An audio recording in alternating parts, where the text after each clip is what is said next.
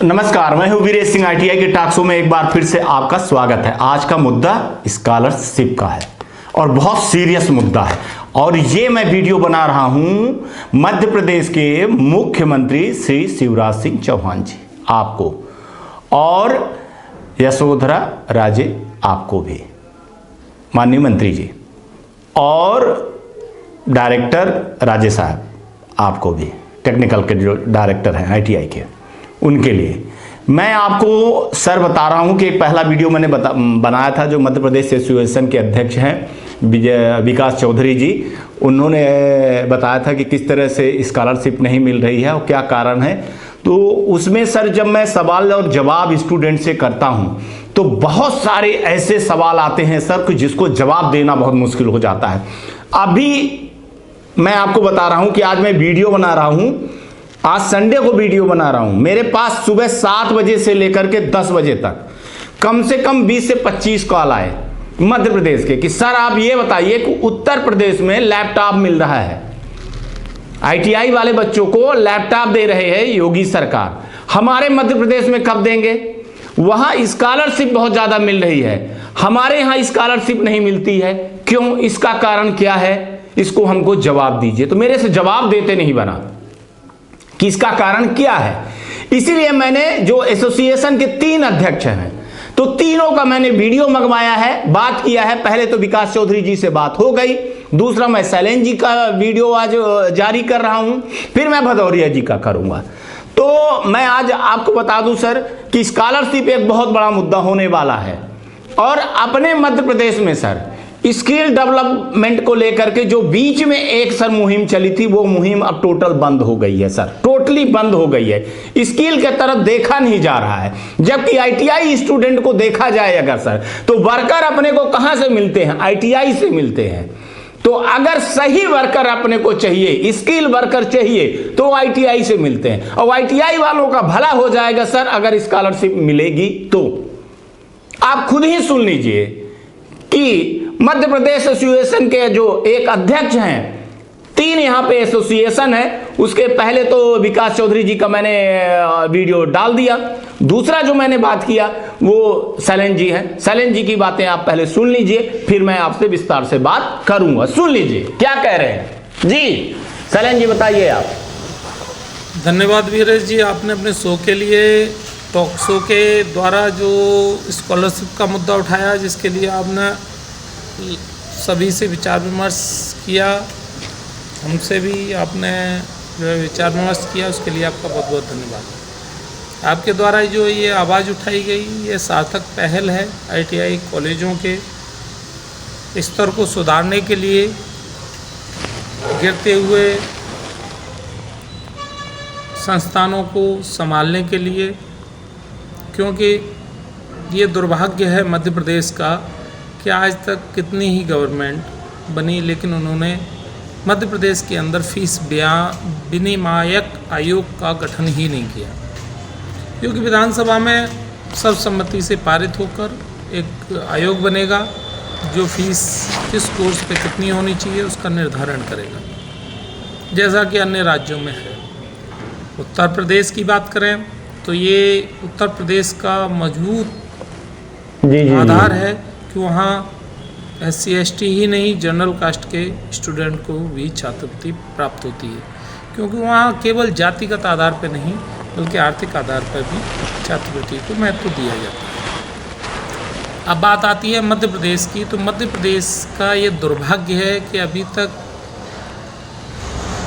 मध्य प्रदेश में DGT द्वारा निर्धारित फीस को भी लागू नहीं किया गया। अतः हमें जो स्कॉलरशिप मिलती है वो केवल क्षेत्र वाइज, उस क्षेत्र में नोडल ITI या गवर्नमेंट जो कॉलेज हैं उनको कितनी छात्रवृत्ति मिल रही है उस आधार पर वहाँ का जो स्कॉलरशिप डिपार्टमेंट है वो निर्धारित करता है। वो हर ज़िले में अलग अलग स्कॉलरशिप है, कहीं 4000 है, कहीं 5000 है, कहीं 6000 भी है।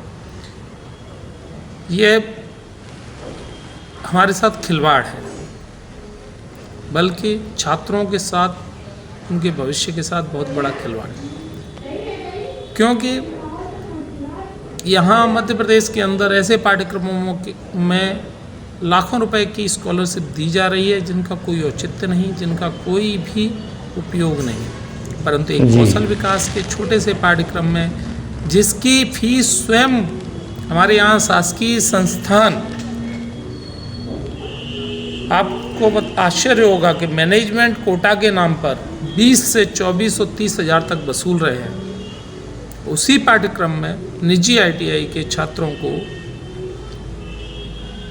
जी सर, शैलेंद्र जी ये थोड़ी सी बात उनकी कट गई। शैलेंद्र जी ये कहने वाले थे सर कि जितनी स्कॉलरशिप BA BCom BSc को मिल रही है वो ITI वालों को नहीं मिल रही है। अपने यहाँ 5-6 हज़ार रुपए मिल रही है, जबकि दूसरी जगह पे देखा जाए तो 15 से 20 हज़ार रुपए मिल रही है। तो अगर मध्य प्रदेश के लगे हुए सटे राज्यों में अगर स्कॉलरशिप इतनी मिल रही है तो फिर मध्य प्रदेश में क्यों नहीं मिल रही है? माननीय मुख्यमंत्री जी, आपसे अनुरोध है कि इसको थोड़ा सा सर ले करके, हालांकि मैं समझ रहा हूं कि ये मुद्दा छोटा मुद्दा नहीं है सर, और इतना आसान भी नहीं है, क्योंकि ये कैबिनेट से ही होगा सर, क्योंकि फाइनेंस वाला मामला है। तो सर इसको एक अपनी फीस कमेटी बैठा करके रिव्यू किया जाए सर, और जो वास्तव में स्किल डेवलपमेंट का कोर्स है सर, जो आत्मनिर्भर भारत का सपना है प्रधानमंत्री जी का, आपका भी सपना है सर, आप भी हर मंच से कहते रहते हो सर, तो उसको सर पूरा करवाइए सर, इसको लगा करके। देखिए क्या हो रहा है सर कि स्टूडेंट स्वयं फोन करता है सर, मैं बोलता हूं कि आओ आप हमारे कार्यक्रम में आओ, तो वो डरते हैं, कहते हैं सर कहीं हमारी शिकायत ना हो जाए, और शिकायत हो जाएगी सर तो हमारे भविष्य खराब हो जाएगा। ऐसे ही सर संचालक हैं, संचालक हमको मैसेज तो करते हैं, फोन तो करते हैं, लेकिन अगर वीडियो बनाने के लिए बोल दिया जाए तो बोलेंगे कि सर सरकारी ITI वाले जो हैं या JD या सरकार हमारे ऊपर कार्रवाई कर देती है। इसलिए मैं आपसे कह रहा हूं सर कि इनकी मैं एक तरह से आवाज उठाता हूं, और सही आवाज उठाता हूं सर। अगर आपका भी कार्यक्रम कोई सही होता है तो मैं इन तक ले जाता हूं, और इनका भी कार्यक्रम है कुछ तो आप तक ले जाता हूं। मेरा कहने का मतलब है सर कि स्कॉलरशिप में देखिए बहुत सारे घोटाले भी हुए हैं, मध्य प्रदेश में भी घोटाले हुए हैं। आप भी जानते हो, पूरी दुनिया भी जानती है कि लोग कैसे कैसे करके एडमिशन कर लेते हैं। तो इसीलिए मैं बोल रहा हूं सर कि अगर ITI वालों के साथ में कर दिया जाए कि भैया आपको स्कॉलरशिप तभी मिलेगी जो लड़के पास होंगे, पास होने के बाद आप लिस्ट लेकर के आओगे और वो सरकार के उसमें पोर्टल में डालोगे, या जहां से वो फीस मिलती है तो वहां के अधिकारियों को आप दोगे। उस हिसाब से जो लड़के पास हुए हैं उस हिसाब से आपको स्कॉलरशिप आपके अकाउंट में डाल दी जाएगी।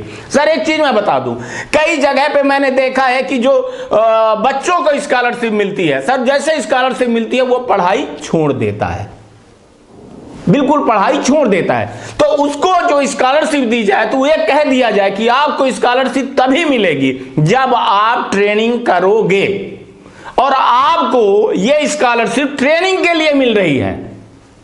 खर्चे के लिए अगर अलग देना है सर तो अलग वो प्रावधान कर दिया जाए, लेकिन ट्रेनिंग के लिए जो मिले फीस वो डायरेक्ट संचालक के अकाउंट में आए।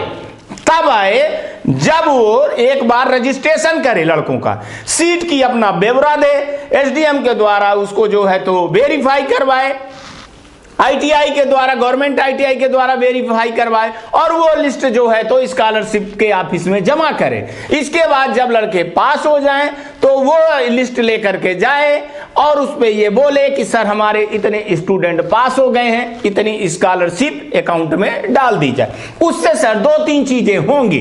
एक तो सबसे बड़ी जो मैंने सर इसको रिसर्च किया है कि जो अभी लड़के नहीं आ रहे हैं, चलिए अभी तो कोरोना की महामारी की बीमारी थी, लेकिन लड़के नहीं आते हैं, वो सोचते हैं कि हम थ्योरी पढ़ करके पास हो जाएंगे।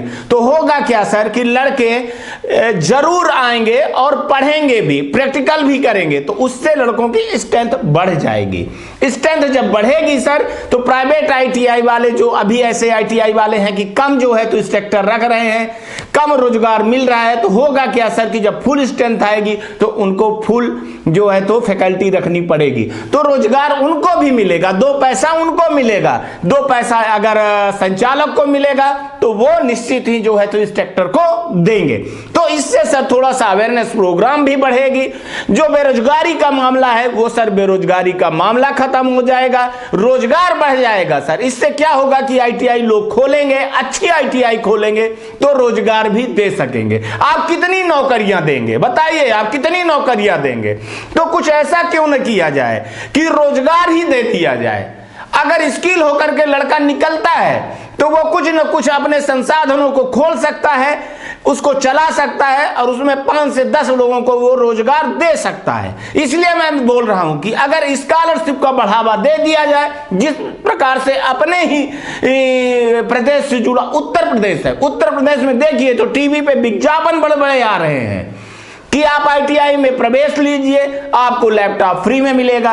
स्कॉलरशिप वहां प्रोत्साहन किया जा रहा है, लड़के जो है तो वहां एडमिशन ज्यादा ले रहे हैं। हालांकि भला ये चीज है कि वहां कुछ फर्जी आईटीआई चल रही है जो अपवाद है, लेकिन वो अपवादों को ठीक किया जा सकता है मध्य प्रदेश में। मध्य प्रदेश में ही नहीं, पैन इंडिया में ठीक किया जा सकता है और हो भी रहा है। डीजीटी सख्त हो गई है। तो मेरा आपसे कहने का मतलब ये है सर कि स्कॉलरशिप के मुद्दे को आप लोग बैठ करके देखें। एक प्रतिनिधिमंडल बहुत जल्दी आपसे मिलने आएगा सर, उस पे मैं लगा हुआ हूं कि मध्य प्रदेश के जितने प्राइवेट आईटीआई वाले हैं वो एक हो जाएं, एक आवाज उठाएं। अभी वो डर रहे हैं, वो कहते हैं कि हम आवाज उठाएं कहीं सरकार हमारे ऊपर कोई नोटिस जारी ना कर दे। थोड़ा डर तो माहौल बना हुआ है, पता नहीं क्यों ऐसा माहौल बना है, लेकिन ये माहौल बन गया है या बनाया गया है।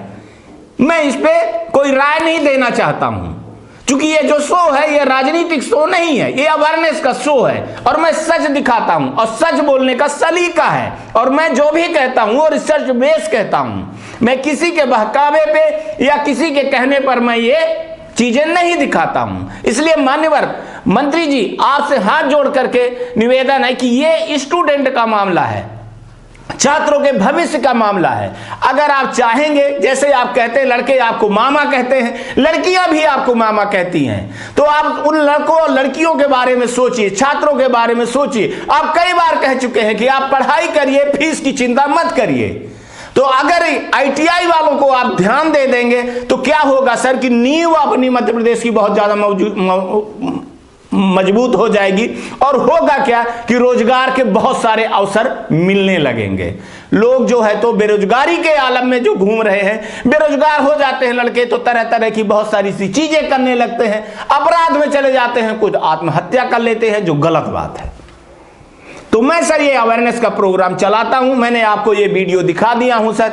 आगे आपको जो है तो एक और एसोसिएशन के अध्यक्ष है भदौरिया जी, उनका भी मैं वीडियो जारी करूंगा और मैं सोचूंगा कि कुछ संचालक लोग अगर हिम्मत रख करके वीडियो बनाते हैं सर, देते हैं, तो वो भी मैं कार्यक्रम में आपके रखूंगा। आज तक के लिए इतना ही सर आपके लिए। बाकी मैं संचालकों से, मध्य प्रदेश के संचालकों से बोल रहा हूं कि भैया ऐसी कोई कार्रवाई नहीं होगी। अगर आप वीडियो बना करके मेरे को डायरेक्टली देते हो तो इस पे मैं बोल रहा हूं कि कोई कार्रवाई नहीं होगी। आप जागरूकता का अभियान चलाइए और एडमिशन के लिए मैं लगा हूं, मैं प्रोग्राम कर ही रहा हूं, बच्चों को अवेयरनेस प्रोग्राम कर ही रहा हूं, उनके सवालों का जवाब दे रहा हूं मैं। तो आप लोग भी लगिए, अपने आसपास सफाई रखिए। कोरोना के महामारी की बीमारी में जो टीका ना लगवाया हो तो उसको टीका लगवाइए। आसपास स्वच्छता का बहुत ध्यान दीजिए। और एक बात और, मैं एक चीज, एक अभियान चलाने वाला हूं। मैं कह रहा हूं कि इस समय पर पानी की बहुत ज्यादा बर्बादी हो रही है, तो उसके बचाव के लिए आप लोग पर्सनली प्राइवेट आईटीआई वाले कुछ अवेयरनेस प्रोग्राम चलाइए बच्चों के साथ मिल करके। आसपास अपने 1 किलोमीटर, 2 किलोमीटर, 5 किलोमीटर की दूरी पे पानी बचाओ और इसका एक अभियान चलाइए, वो वीडियो बनाइए। और दूसरी बात मैं बोल रहा हूं कि हर लड़के को खुद पहले आप 5 पौधे लगाइए और 5 पौधे हर एक लड़के से लगवाइए और इसका वीडियो बनाइए। मैं अपना जो है तो ये वीडियो मुख्यमंत्री जी तक भेजूंगा, प्रधानमंत्री तक भेजूंगा और मैं इसको वायरल करूंगा। और ये अच्छा काम है, नेक काम है, तो आप 5 पौधे लगवाइए और पानी का बचाव करिए और साफ सफाई रखिए भाई। और कोरोना के महामारी पे जिसको टीका नहीं लगा तो उसको टीका लगवाइए और भाई जॉब दीजिए। अगर अब आईटीआई चल रही है तो जॉब दीजिए और अच्छे से आईटीआई चलाइए, 1 नंबर आईटीआई चलाइए। ये वीडियो मध्य प्रदेश के लिए था, तो मध्य प्रदेश के संचालकों से एक बार मेरा फिर से अनुरोध है कि अच्छी आईटीआई चलाइए, गुणवत्ता वाली आईटीआई चलाइए सर। ये फर्जीपन करना है आप लोग बंद कर दीजिए। मेरे को बहुत तकलीफ होती है सर ये सब बोलने में कि फर्जी है, ये है, दुनिया है, दारी है, ये सब आप लोग सर प्लीज़, आप लोगों पढ़े लिखे हो, आप लोगों को मैंने बता चुका हूं सर कि आप क्यों ITI चालू किए हो, क्यों एजुकेशन सेक्टर में आए हो। दो ही चीज़ें होती है सर, अब दो ही, एक ही शब्द है, एक है नियति और एक है नियत। एक ही शब्द है, सोचिए। नियति माने ईश्वर ने आपको ये एजुकेशन के लिए गुरु बनाया है, आपको, आप देश के भविष्य के निर्माताओं को बना रहे हैं, देश को आगे बढ़ा रहे हैं। तो सोचिए, ये नियति ने आपको दिया है। आपने पेट्रोल पंप क्यों नहीं खोल लिया, किराने की दुकान क्यों नहीं खोले, क्यों आप एजुकेशन में आए, तो सोचना पड़ेगा। दूसरा फिर सर है आपकी नियति, नियत। तो नियत आपकी खोटी है। अगर आप पैसा कमाना चाहते हो सर तो फिर मैं कुछ नहीं कह सकता हूं आपको, आप स्वयं समझदार हैं। आज तक के लिए इतना ही, ये आपका टॉक शो है, आप देखते रहिए। आपका बहुत सारा प्यार मिल रहा है और भरपूर जो है तो आपका स्नेह मिल रहा है। आप हमको बताते रहिए कि किस सब्जेक्ट पर हम वीडियो बनाएं, और आप कमेंट जरूर करिएगा और सब्सक्राइब करिएगा, और कोशिश करिएगा कि कई लोगों तक पहुँचे जिन लोगों तक नहीं पहुँचा है। आप अपना जरूर ध्यान रखिएगा और आसपास भी ध्यान रखिएगा और अपने फैमिली को भी ध्यान रखिएगा। ये आपका ITI टॉक शो है। नमस्कार, जय हिंद, जय भारत।